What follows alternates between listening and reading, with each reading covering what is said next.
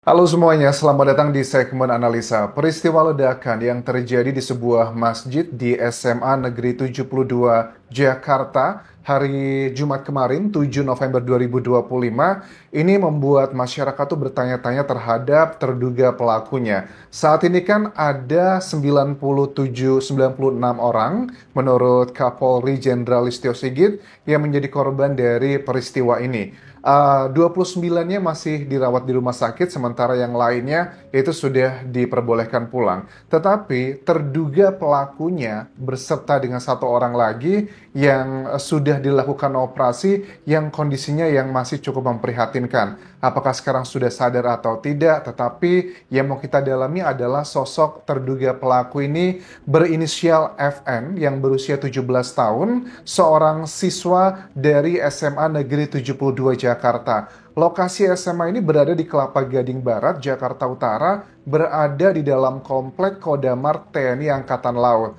Aku melihat dari berbagai testimoni teman-temannya dari terduga pelaku, aku rasa bisa menjadi salah satu faktor pertimbangan, tetapi bukan satu-satunya. Salah satu narasi yang paling banyak ditemukan di media pada saat rekan-rekan dari terduga pelaku diwawancara menceritakan karakter si siswa kelas 12 ini seperti apa sih kesehariannya. Mereka rata-rata mengatakan bahwa FN ini kategorinya adalah orang yang cukup pendiam, menyendiri, dan bahkan ada sejumlah siswa di sana yang sering melakukan perundungan dan dia selalu memakai jas putih. Apakah statement ini sudah dapat dipastikan menjadi motif dia melakukan aksi tersebut?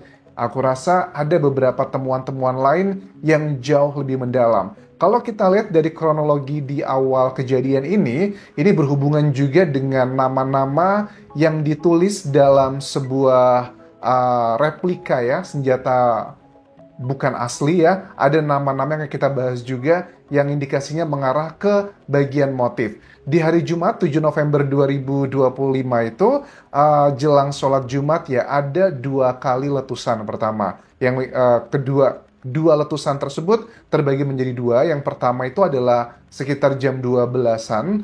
Menurut saksi mata bahwa itu terjadi pada saat selesai kayak khotbah kedua lagi baca doa, mau menjalankan sholat Jumat, terjadilah peristiwa tersebut.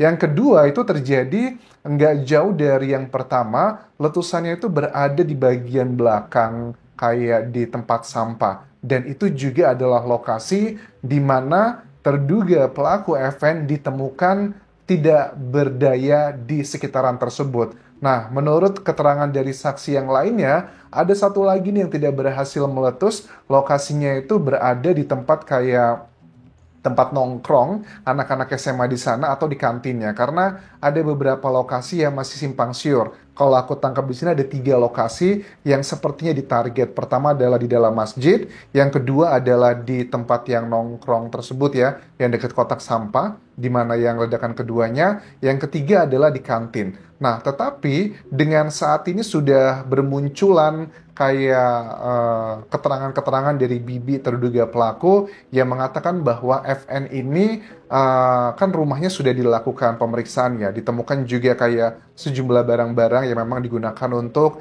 meledakkan sesuatu hal. Dikatakan bahwa orang tuanya itu kerja di luar negeri. Tetapi ada juga keterangan dari ketua RT setempat bilang dia itu tinggal di sebuah rumah ini, rumahnya itu buat usaha kayak jualan tertentu dan dia adalah anak pekerjanya. Apakah orang tuanya antara ibu dan ayahnya, dugaanku sih kayaknya ibunya gitu ya, yang kerja di luar negeri sementara dia tinggal bersama ayahnya di situ, atau seperti apa, ini masih belum clear. Nah, kalau memang ini adalah berhubungan dengan masalah katanya dia sering dirundung oleh teman-temannya, anehnya adalah di tanggal tersebut hari Jumat kelas 12 itu sedang libur teman-teman. Dan yang paling banyak menjadi korban rata-rata adalah dari kelas 10. Pada saat kejadian tersebut yang dibuat panik bukan cuman siswa-siswi dan juga staf yang berada di sana, tetapi juga adalah warga sekitar. Dari petunjuk yang pertama, apakah betul karena dia dirundung? Aku rasa agak kecil kemungkinan karena teman-temannya yang kelas 12 itu tidak masuk dan libur hari itu.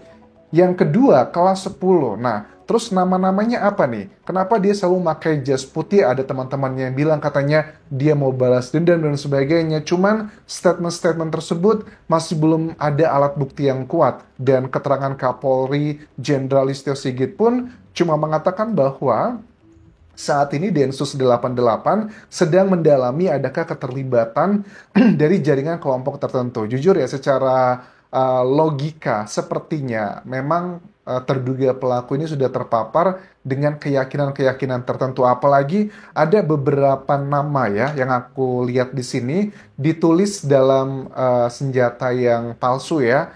Ini mirip kayak AK-47 sebenarnya. Ada beberapa hal yang bisa aku lihat di sini. Pertama, welcome to the hell. Selamat datang di neraka. Terus, 90 words for Agartha. Aku nggak ngerti nih. Aku coba cek di Google, 90 words for Agartha. Apa itu? Apakah ada? Aku tidak menemukannya, teman-teman. Ada sih kayak 19 words for Agatha is a specific request that refers to the descriptors used by the showrunner and other cast members for the Marvel series Agatha All Along.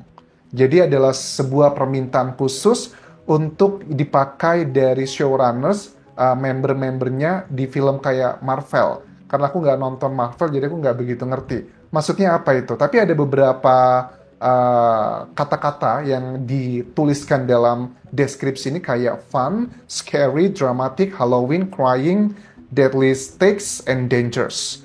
Jadi ya kata-kata ini memang menunjukkan kayak referensinya hal-hal yang kayak mengerikan gitu ya. Ada seneng-senengnya, ada takutnya, ada dramatisnya, ada Halloween, ada menangisnya, dan berbahaya. Itu adalah yang aku temukan ya dari statement yang ditulis di bagian tersebut. Terus juga ada nama Brenton Taran dan juga Luka Trachna, Alexander Bisonetic, Natural bla bla bla Ion karena tertutup sama talinya gitu. Nah, dari beberapa nama yang disebutkan ini tuliskan ada dua nama yang terkenal kayak Brenton Taran, Alexander Bisonetic. Ini adalah dua orang yang sudah divonis seumur hidup di dua negara yang berbeda. Yang pertama, Brenton itu adalah warga Australia yang menghabisi 51 warga muslim di dua masjid Christchurch tahun 2019 di Selandia Baru. Dan alasannya adalah karena Brenton Taran ini punya keyakinan kayak white supremacy. White supremacy itu adalah sebuah keyakinan bahwa ras kulit putih adalah yang paling baik, yang paling superior, makanya ras yang lain harus ditaklukkan. Rasis lah ibarat kata seperti itu.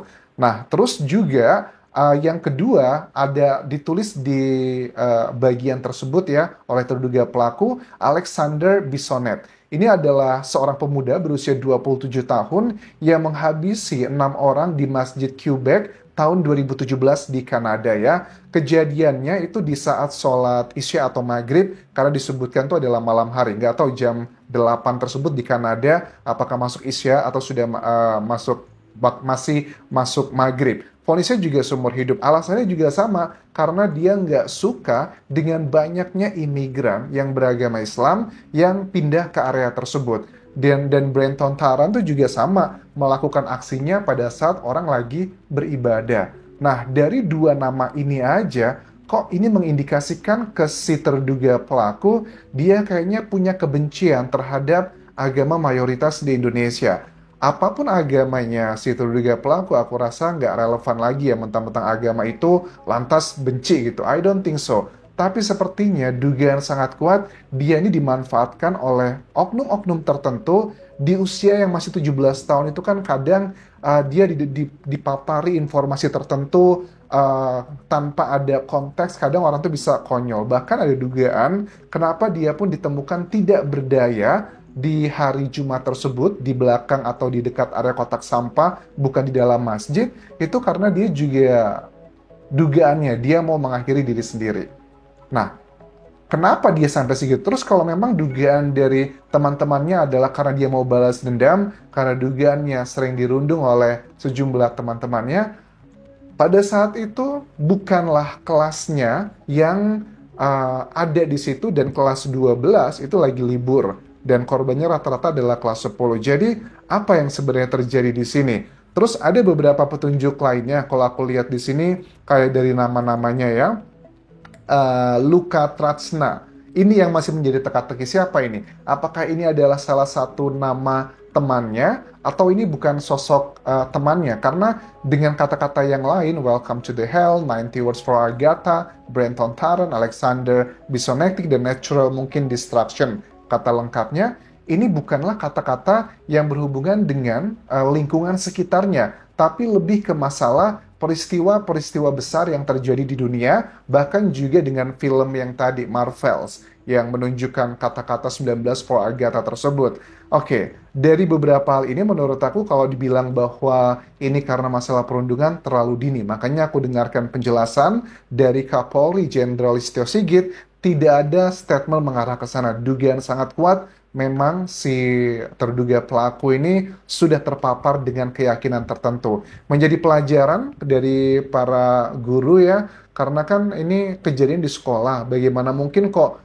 si siswa bisa membawa barang yang sebegitu besarnya. Dari sejumlah saksi mata kan mengatakan dari yang selamat ya ini ya, karena mayoritas juga mengalami luka-luka yang ringan akibat kayak serpihan-serpihan tertentu di sana dan juga ada luka bakar. Nah, ada beberapa statement yang cukup menarik aku lihat dari sejumlah orang tua dan juga warga di sana. Ada salah satu statement yang bilang begini, kalau memang dia mau menargetkan, nih ibu-ibu yang viral kan ya, kenapa kamu menargetkan di masjid sekolah? Coba targetin aja di bank, uangnya banyak.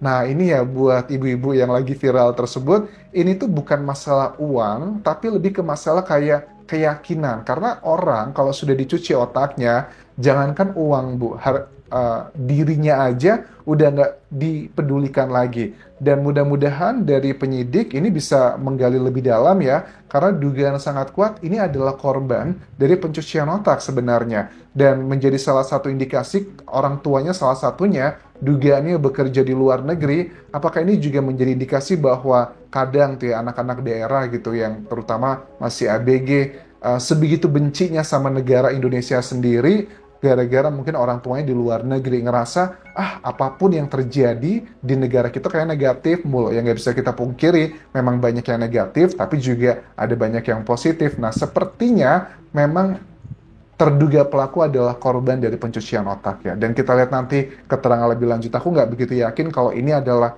murni karena masalah perundungan.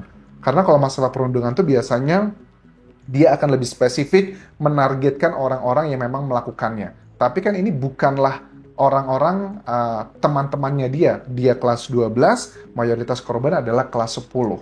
Apakah mungkin dia dirundung sama junior-juniornya? So, it doesn't make sense. Kalaupun ada testimoni banyak dari sejumlah siswa SMA Negeri 72 Jakarta yang mengarah ke sana, I don't think so keterangannya reliable. Mungkin aja namanya juga anak SMA kan ya, ikut-ikutan aja, nggak begitu ngerti. Kalaupun ada perundungan 1-2, aku rasa di era SMA itu sebuah permasalahan yang memang banyak terjadi dan bukan menjadi satu-satunya alasan untuk melakukan aksi senekat ini. Terima kasih sudah menonton, sampai ketemu lagi di video berikutnya. Tinggalkan like dan juga komen, subscribe channel YouTube ini, follow Instagram, Facebook pageku dan juga akun TikTok Dian Jasa Sumara. Sampai jumpa.